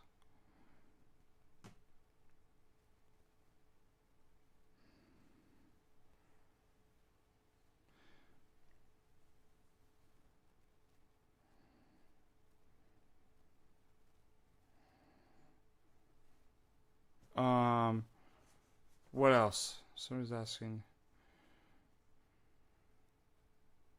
So I don't understand the question you're asking about logic. Are you asking, can people and demons take good things and pervert them, and misuse them? Yeah. Okay.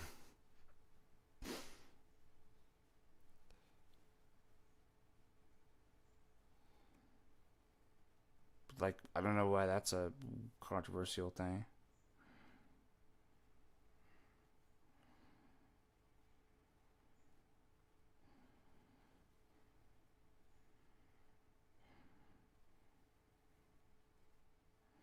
All right, one.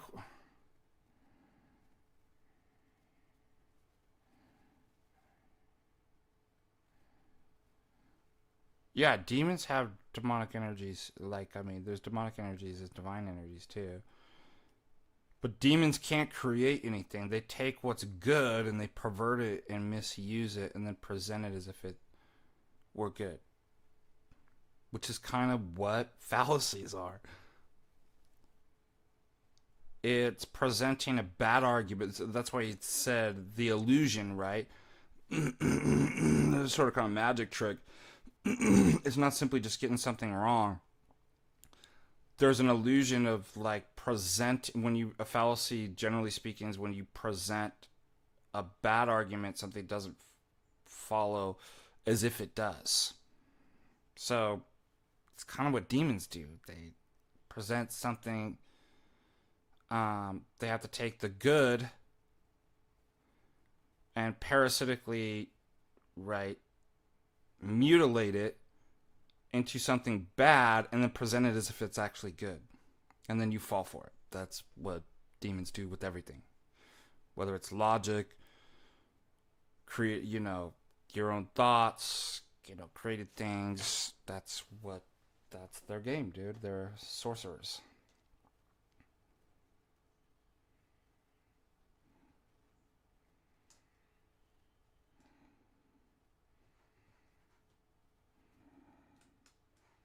All right. Any other questions again before?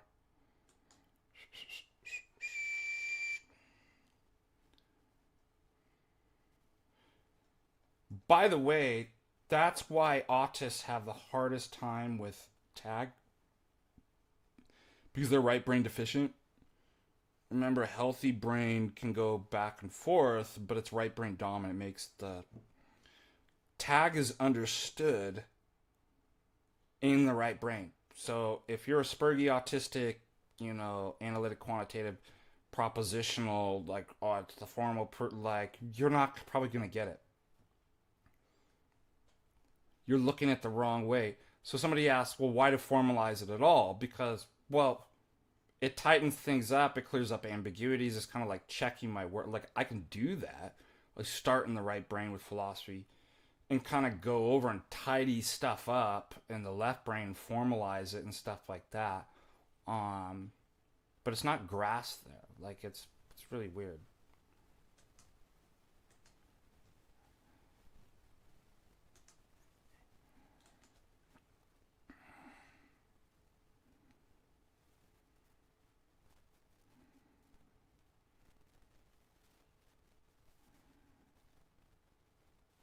Yeah.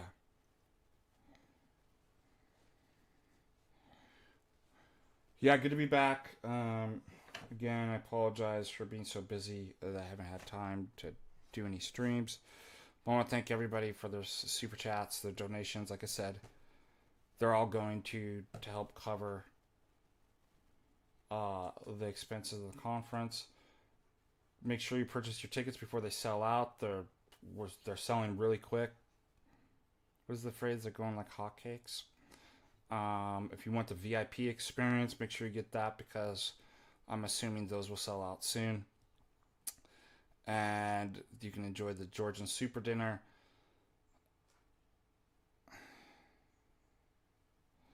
That's a good question. What do you do if you're left and right brain if you're both deficient in the left and right brain? Rip. I don't.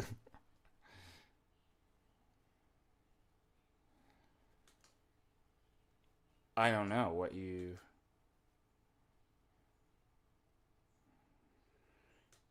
When you're deficient, like, there is a certain level of like training that you can do. Like, I think part of the deficiencies in the right brain are like because of our society pushing kind of STEM stuff and not reading literature and the humanities and stuff like that. Like, so you can practice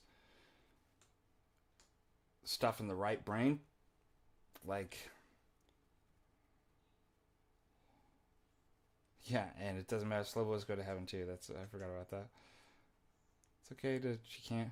I've always told people like they struggle with like tag or. But what's really interesting about tag is it's like it's a intellectual honeypot for autists. They're just like gravitate and fall right into it every time. And they just obsess about it. There's something about what I actually do realize, because of the strength and certitude that the claim that it makes. I was told by an autistic person that obviously there's an emotional disturbance that's not rational. It's actually an irrational, like almost like fear. What if God doesn't exist? Am I going to go to hell? And like, what if like I have to figure? There's like this urgency that they have to solve these problems, and it has to be solved in the left brain, not the right brain. But they don't know how to go into the right brain and express, like, look, it's just an irrational fear. It's something that So they only present it as kind of like a formulaic, formal, abstract, quantitative problem. So they think this is why it's like, I have to eliminate every single possibility. I have to know, or it's like, but they're doing the problem. They're trying to solve the problem in the wrong place, in the left brain. It's like actually right brain, but it's a lack of confidence, like an insecurity. That's why they spurg out on the argument. They're just trying to find a flaw with it, or like, I don't understand it, because it's like they really believe if they get all their operators and terms in the right place and all this abstract propositional things that may not have anything to do with the world all mathematically checks out, then their irrational fear and emotional disturbances will go away. And it never does. Like, it. But that's basically what's happening. That's why they like spurg on the argument.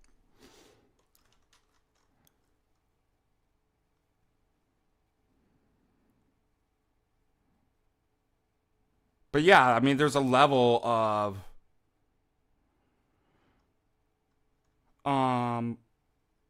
like a ability to kind of develop right brain stuff. Like, I'm sure there may be with some people like limitations in terms of cognitive impairments and stuff like that. You may not get too far, like, and kind of developing that. I don't know.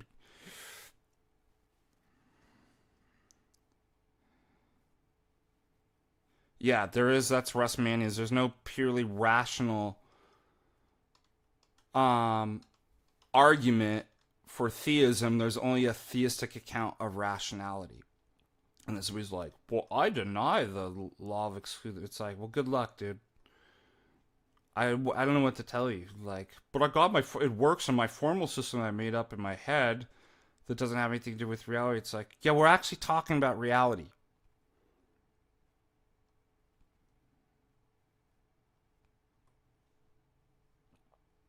What good are any of these systems and proofs if they don't actually correspond to reality in some way?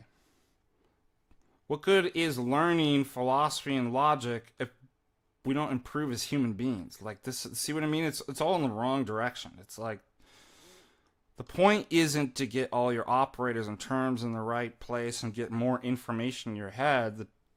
The point is to become a better human being and acquire the spiritual virtues and to have flourishing and eventually theosis, right? So I don't know what to tell you, dude. Like, if you have a made up axiomatic game in your head, that, like, good luck, man. Tell me how that works out for you.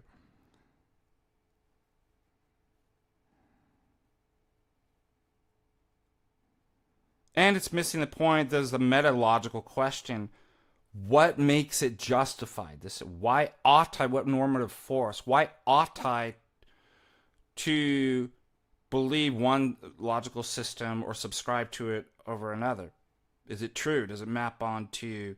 That's not going to be answered by the system itself, which is exactly what Kierkegaard points out in the incompleteness theorem too. And so I'm asking him, like, yeah, can I formalize? Yeah, of course I can. And there's some good things for doing that. But you're missing the point. What makes it legitimate? The system itself, the arguments, or what stands behind it? If you say, well, the system itself, then it's viciously circular, right? And anybody could do that. If there's something beyond it, that's why we say tag is recursive. Yes, you're using language and arguments to point out what is beyond language and arguments, right? And so it's reflexive in that sense. But like, if you don't see, even with these people actually think that transcendental deduction which proves God. Okay, what proves transcendental deductions? Or any argument? Like a transcendental deduction, then you're going in circles. That's why a transcendental deduction can be used to point what the necessary conditions for transcendental deductions even are. It just breaks people's brains when you ask that question. I don't know what's going on, but all right. The Lord bless you, give you a good remainder of the Lent. And thank you again. Thank you for all your charitable contributions. Until next time, and I will try to figure out, you know, what may happen. Like, I'll look up on the computer why it's actually only doing one side, the left hand side, and not the right hand side, even though it's set. I may have to put it on as it's suggested on mono and then reboot the OBS. But okay, until next time, God bless you guys and keep you. Maybe Friday, I might actually have some time Friday, but bye-bye, everybody.